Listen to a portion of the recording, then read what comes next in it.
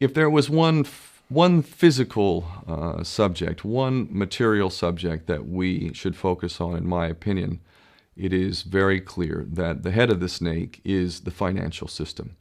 We can argue till the end of time about who runs the world.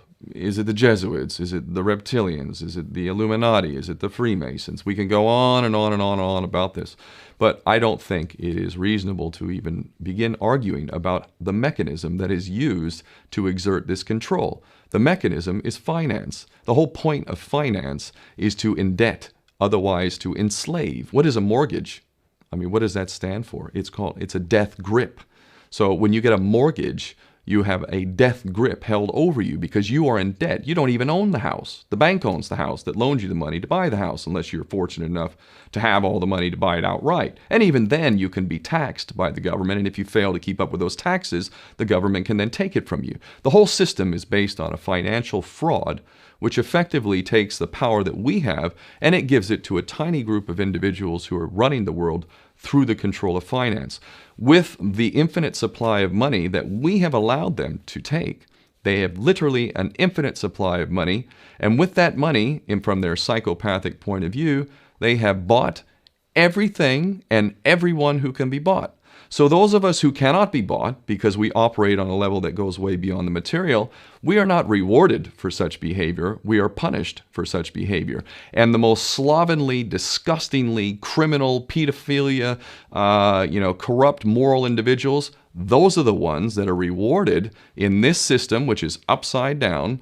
We reward the pedophiles, we reward the corrupt, we reward the liars, we reward the people with no morals at all, and usually we compromise them under this system in terms of maybe a videotape. Maybe Barack Obama is gay. Maybe we have videotape of him having sex with another man, or perhaps some other acts that may be not so popular amongst many of the electorate. Or maybe we have videos of political leaders having sex with little boys or little girls. If I was in charge of the world and I was a psychopath and completely drunk on my own power, you can bet damn sure that's what I would do. I wouldn't allow anyone in a position of power who wasn't completely compromised. When you have an infinite supply of money, you can do this.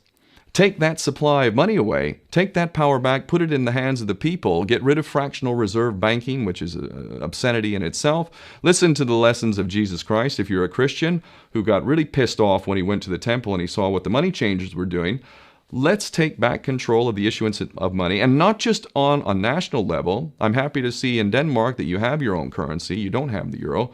But on every country's level, they should be issuing their own currency in a transparent, non-usury based way in which it really, truly benefits the people. And in that way, we can literally free ourselves of the banking debt which is drowning us all, and we can stop scrambling for the crumbs from the table of these filthy rich psychopaths and live in a state of abundance just by changing this one thing. And I'm not just talking about abundance for Western nations who have an artificially inflated value with their currencies. We all in the West are guilty of having that reward while the rest of the world is sucking on it. Every nation in the world can use a sensible financial policy to liberate themselves, to have world-class education, infrastructure. Everything that a healthy society would require can be had in the worst, most corrupt African country, in any part of the world. We can all have that if we simply change that one thing. John F. Kennedy did that about 6 months before he was taken out. He issued United States notes as opposed to Federal Reserve notes. I can assure you the powers that be knew the power of that act, and they took him right out. So the bottom line is, if we as people understand this very simple principle, just this one thing, change this one thing, we can solve every other problem you can name. I don't care what the problem is. I can bring it back to the financial system and an infinite supply of money for a bunch of psychopaths who are running the world, as opposed to an abundant supply of money for all of us. So in that sense, I'm very optimistic. This is not rocket science. I am not the smartest guy in the room. We can all understand this. And as soon as we do, we can exercise the same power that we had, but relinquished, and we can have a future for ourselves and our children. There's a lot to be optimistic about, quite frankly.